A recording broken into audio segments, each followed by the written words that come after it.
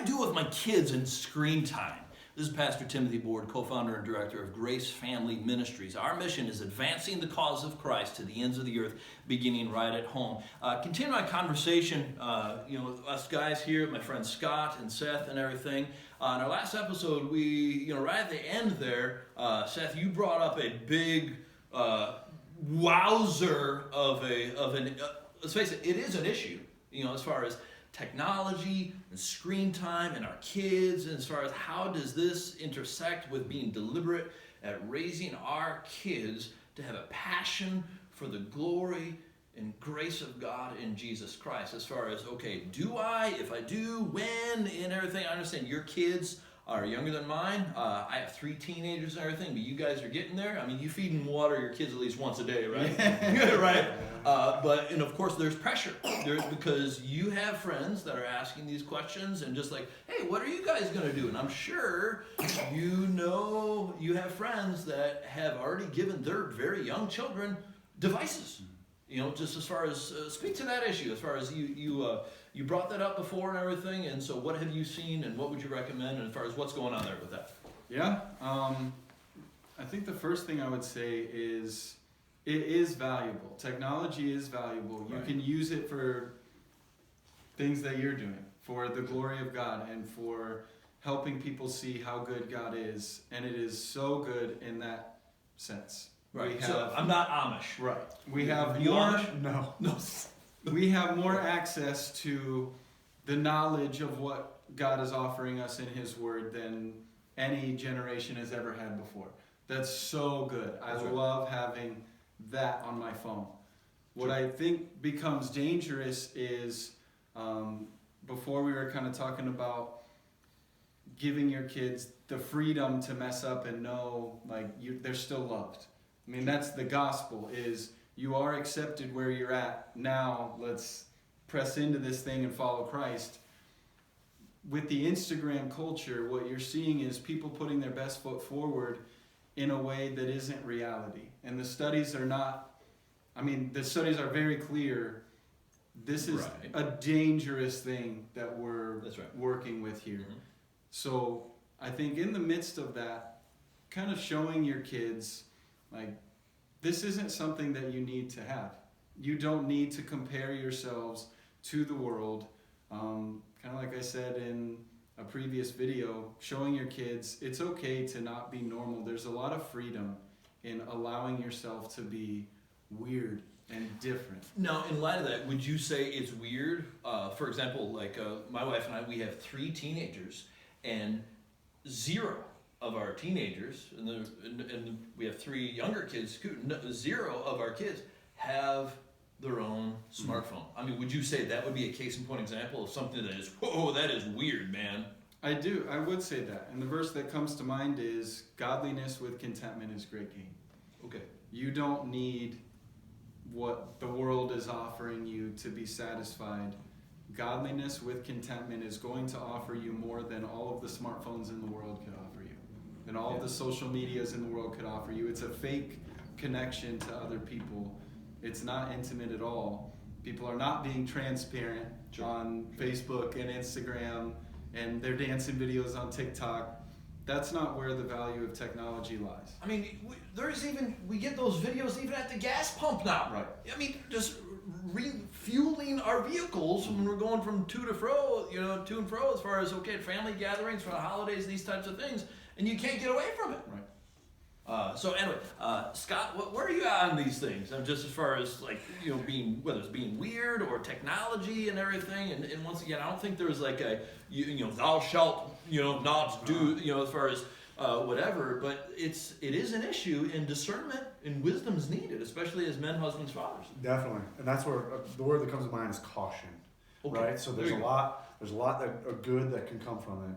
But it's the caution could be it could sneak up on you. And here's one thought or one view that I had is whether it's social media or when you got a dull moment, you pull up a phone and you look at something, you get those dopamine hits in there. The short term. That's right. Dopamine, it feels good, but in the end, or 10 minutes later or 5 minutes later, you want either more dopamine hits or you start to feel like you start to feel empty. You get dead inside. That's right. And I more see it as the kind of that short term versus long term. Sure, and this is not even factoring in issues of sexual integrity as far as pornography and all these types of things. I mean, it's a big issue. Absolutely, and it could be even on myself. I started with disciplining myself, okay, where I noticed that whether it was waiting for an elevator or even caught at a stoplight, sometimes right? You know it's a long one, so it's like, oh hey, let me go a quick look of a score or how many likes or what's the top of my feed. So sure. I personally had said, hey, whoa. I'm like, all right, social media on my phone, like it's got to go. It's got it for my own desires of the flesh. And here's something to consider. Here's something to consider is that Lori and I, before we were married, we received some counsel, premarital counsel, for the first year of our married life, to not have a television set. Mm-hmm. And we were already moving in that direction as far as intentionality, as far as media consumption and everything. And so we've always had a TV, but we haven't had it hooked up to just broadcast television. Mm-hmm. And of course, that's ancient history as far as what we're dealing with now, as far as streaming and all this other thing. Mm-hmm. But I mean, one of the and this would be another episode, another time, would be as far as I have a top 10 list of things I wish I knew now when I first became a husband. And one of the things would be, especially as my sons are coming of age, as far as that would be like a very weird, countercultural, radical thing to encourage them on, as far as, hey, what would the first year of their married life look like? Because, I mean, it's an issue as far as all these technological devices, as far as how can we harness them, not be a slave to them, as far as, redeem the time, but not, so that it enhances and builds relationships and not renders them bankrupt. Yeah. Yes. And so, any further thoughts on that? So. The biggest thing that I've implemented in my life is I will not allow myself to watch television or say be on social media, or even if it's harmless, like reading sports articles or things like that. My rule is, as an athlete yourself, college athlete, I'm not going to spend more time on technology than I am reading the Bible. So now you're talking. Yeah, that's just kind of a simple, easy one for me. TV's not going on if I haven't read my Bible to the extent of that. Because if I'm claiming to be a man of God and God's word is my foundation and where I get the source of my strength, then that's where my heart should be. That's where my meditation should be day and night. I want to be reading more than the amount of time that I'm on technology. That's just kind of an easy rule for me to follow. And one of the things I would say is I would classify, these very practical nuts and bolts words of exhortation that you guys are sharing is I wouldn't classify, and even just what you just shared, Seth, I wouldn't classify this in the category of what, some Christians would brand, they'd pull out the L card and say, legalism. Right. It's like, no, we're talking about disciplines of grace. Right. That, Titus 2:11-14, the scripture says, the grace of God that brings salvation has appeared to all men, teaching us that denying ungodliness and worldly lust, that we might live soberly, righteously, and godly in this present world. And it says that, speaks of how Christ has redeemed unto himself a peculiar people to be zealous of good works. In other words, why we do what we do is not in order to get saved or stay saved, but because we are saved. In other words, what are some of the very practical things that we are going to be very deliberate in doing, in such that we're not going to be conformed to this world, but be transformed by the renewing of our minds? And that was a whole lot of stuff, but I mean, that was some good preaching, don't you think? Anyway. Fit that in very nicely. Yeah, right. But as far as, any other final words of exhortation before we land the plane here, Scott? One other thing, and I haven't implemented my home yet, because my kids aren't quite old enough. Because how old is your oldest again? 4. Okay.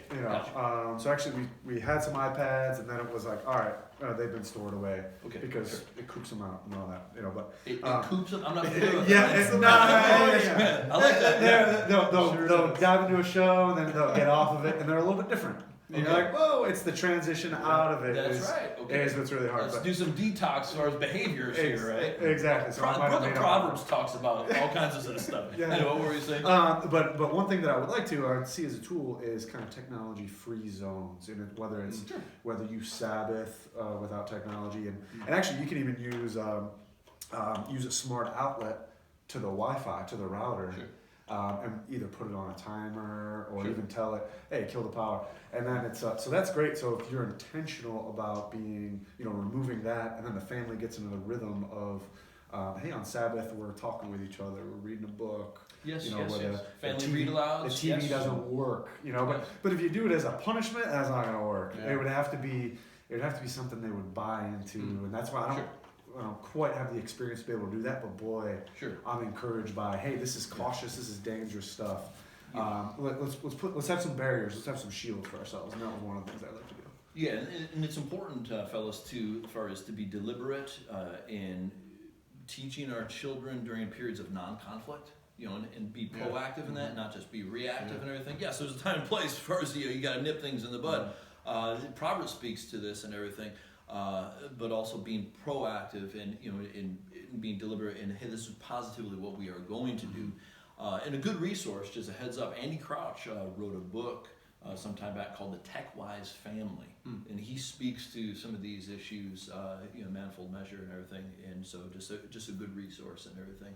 But anyway, let's go ahead and land the plane here. And so thank you for praying for our ministry in gracefamilyministries.org, and as we together advance the cause of Christ to the ends of the earth, beginning right at home. Soli Deo Gloria.